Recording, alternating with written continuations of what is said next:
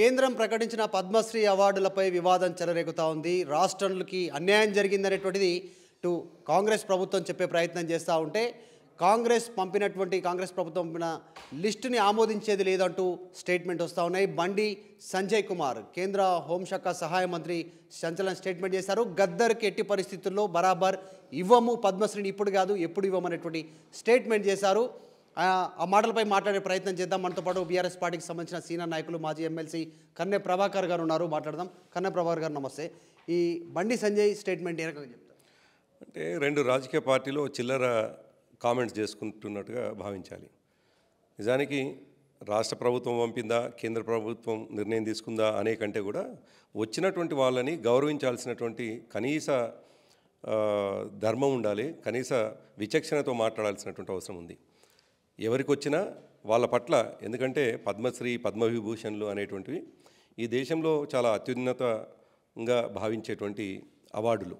అటువంటి అవార్డులు వచ్చినటువంటి వాళ్లకు ఏదో ఒకటి ఆపాదించి తద్వారా వాళ్ళని తక్కువ చేయడం అనేటువంటిది సరైంది కాదు. సమాజంలో ఎవరికి కూడా ఇది వాంఛనీయం కాదు. వచ్చిన తర్వాత, రాకముందు మీరు రాజకీయాలు చేసుకుంటే పర్వాలేదు, ఒకరికి వచ్చిన తర్వాత అది ఏ రాజకీయ పార్టీ అనేటువంటి కంటే కూడా రాష్ట్ర ప్రభుత్వం ఎవరిని పంపిందో నిజానికి మాకేం తెలీదు. కేంద్ర ప్రభుత్వం ప్రకటించినటువంటి అవార్డుల్లో వచ్చినటువంటి వాళ్లకు తప్పకుండా అదే స్థాయిలో గౌరవం ఉండాలని బలంగా విశ్వసిస్తున్నాం. మేము కూడా వారికి అభినందన తెలియజేస్తూ ఉన్నాం. నిజంగా గద్దర్ గారిని ఒకవేళ ఎవరైనా అవమానించినట్లయితే, నిజానికి ఆయన ప్రజాకళలతోటి ఈ ప్రపంచాన్ని జాగృతం చేసినటువంటి వ్యక్తి.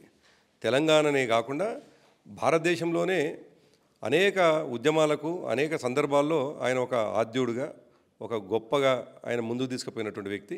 అటువంటి వ్యక్తిని చాలా చిన్నగా చేసి మారణ హోమాలకు ముడిగట్టడం అనేటువంటిది చాలా దుర్మార్గమైనటువంటిది. ఎందుకంటే గద్దర్ ఒక లెజెండ్, ఆయన ఒక పెద్ద యుద్ధ నౌక, ఆయన చనిపోయిన తర్వాత కూడా ప్రజల మనసులో ఉన్నటువంటి వ్యక్తి. అటువంటి వ్యక్తికి వచ్చినటువంటి అవకాశాన్ని, ఇచ్చినటువంటి అవార్డుని గౌరవించాల్సింది పోయి ఇవాళ కేంద్ర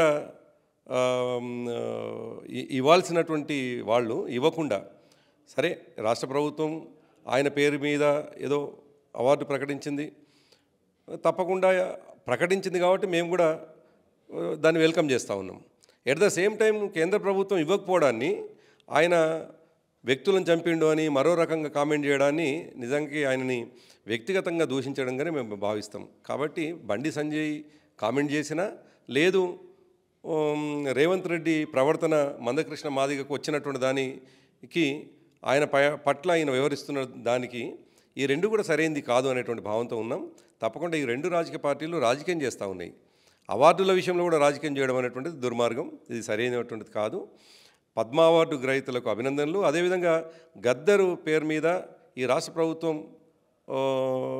ఏదైతే అవార్డుని ఇస్తూ ఉందో దాన్ని కూడా తప్పకుండా మనం గౌరవించాల్సినటువంటి అవసరం ఉంది. ఒక వ్యక్తికి ఆయన పేరు మీద అవార్డు ప్రకటించడం అనేటువంటిది తప్పకుండా కళలకు గౌరవించినట్టు, కళాకారులకు గౌరవించినట్టు, కళాకారులని గొప్పగా చేసి ప్రపంచాన్ని చూసే పద్ధతి. కాబట్టి ఈ రెండు విషయాల్లో చేస్తున్నటువంటి ఈ రెండు రాజకీయ పార్టీల వాళ్ళ యొక్క వైఖరి చాలా స్పష్టంగా ఏం కనిపిస్తుందంటే ఓ చిల్లర రాజకీయం చేస్తున్నట్టు కనిపిస్తూ ఉంది. అందుకే ఒక బీఆర్ఎస్ పార్టీగా అవార్డులు ఎవరికి వచ్చినా, ఎవరి పేరు మీద అవార్డులు నిర్వహించినా తప్పకుండా వాటిని మేము స్వాగతిస్తాం. ఒకటి, మందకృష్ణ మాదిగకి సంబంధించి నాకు పద్మశ్రీ వచ్చినందుకు రేవంత్ రెడ్డికి సంతోషం లేనట్టుంది అనేటువంటి స్టేట్మెంట్ చేశారు. ఆయన పంపిన లిస్టుకు రాకపోతే నేను కారణం కాదు కదా, నాకు పద్మశ్రీ వస్తే ఆయనకు ఇబ్బంది బాధపడుతున్నట్టుంది అనేటువంటి స్టేట్మెంట్ చేశారు. ఎందుకంటే రాష్ట్రంలో పద్మశ్రీ అవార్డులకు సంబంధించిన విషయంలో అన్యాయం జరిగింది అనేటువంటిది వైఖరిని ప్రభుత్వం చెప్పే ప్రయత్నం చేస్తూ ఉంది. నిజంగా అట్లా జరిగిందా? మందకృష్ణకి రావడాన్ని రాష్ట్ర ప్రభుత్వం జీర్ణించుకోలేకపోయే సిచ్యువేషన్ కనిపిస్తూ ఉంది. డైరెక్ట్ ముఖ్యమంత్రి పైన ఆయన స్టేట్మెంట్ చేశారు. సరే, మందకృష్ణ మాదిగ గారికి ఆ అవార్డు రావడం అనేటువంటిది తప్పకుండా వ్యక్తిగతంగా నేను మందకృష్ణ మాదిగ గారికి అభినందనలు తెలియజేస్తూ ఉన్నాను. దాంతోపాటు మందకృష్ణ మాదిగ గారు 35 సంవత్సరాలుగా ఒక హక్కుల కోసం, ఎంఆర్పిఎస్ వర్గీకరణ కోసం ఆయన చేస్తున్న పోరాటం మామూలుదేం కాదు.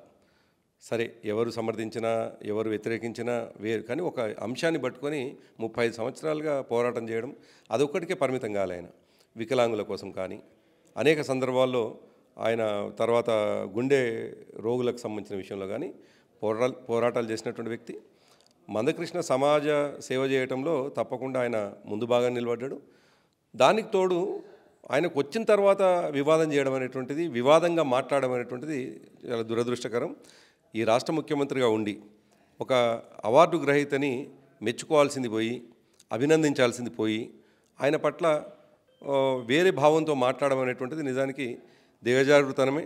రాష్ట్ర ముఖ్యమంత్రిగా ఉన్నటువంటి వ్యక్తులు వ్యవహరించాల్సింది కాదు. ఆయనకి మందకృష్ణ మాదిగ గారికి వచ్చిందంటే తెలంగాణకు వచ్చినట్టే. తెలంగాణ వ్యక్తి కాబట్టి తప్పకుండా తెలంగాణ వ్యక్తిగా ఆయనకు వచ్చినందుకు మేము కూడా వ్యక్తిగతంగా తప్పకుండా ఆయనకు అభినందనలు తెలియజేస్తా ఉన్నాం. మరి ఈ చిల్లర రాజకీయాలు ఒక వ్యక్తికి వస్తే సంతోషము, ఇంకో వ్యక్తికి వస్తే బాధపడేటువంటి రాజకీయ నాయకులు ప్రవర్తించే తీరుని తప్పకుండా సమాజం ఖండిస్తుంది. తప్పకుండా మేము కూడా ఖండిస్తూ ఉన్నాం. ఇది ఆ పద్మ అవార్డులకు సంబంధించినటువంటి విషయంలో బండి సంజయ్ స్టేట్మెంట్ని ఖండిస్తున్నట్టున్నారు కర్నె ప్రభాకర్. ఎందుకంటే గద్దర్ ప్రజా యుద్ధ నౌకగా పేరుంది, చనిపోయిన ప్రజల మనసులో మధ్యలో ఉన్నటువంటి సిచ్యువేషన్. ఆయన తెలంగాణ ఉద్యమంలో ఆయన పాటలు నిజంగా ఎంతోమందిని స్ఫూర్తి పొందించినటువంటి సిచ్యువేషన్ ఉంది గ్రౌండ్ స్థాయిలో. అదే చర్చ జరుగుతూ ఉంది. అదే అంశాన్ని కర్నె ప్రభాకర్ కూడా చెప్పే ప్రయత్నం చేస్తూ ఉన్నారు. సో ఒక వ్యక్తికి మారణ హోమాన్ని అంటగట్టే ప్రయత్నం చేయొద్దు. జరుగుతున్నటువంటి పరిణామాల విషయంలో పద్మ అవార్డులు వచ్చిన వారికి మేము అభినందనలు తెలుపుతూ ఉన్నాం. ఎక్కడ వివాదాలకు తావివ్వద్దు, రాష్ట్ర ప్రభుత్వం కూడా గౌరవించాలి అనేటువంటి ఒక అంశాన్ని ప్రస్తావించే ప్రయత్నం చేస్తూ ఉన్నారు. వీడియో జర్నలిస్ట్ శివతో మధు మల్కేడ్కర్, హైదరాబాద్. మరిన్ని వీడియోస్ కోసం ఛానల్ ని సబ్స్క్రైబ్ చేయండి. లేటెస్ట్ అప్డేట్స్ కోసం వాట్సాప్ ఛానల్ ని ఫాలో అవ్వండి. ఆ లింక్ డిస్క్రిప్షన్ లో ఉంది.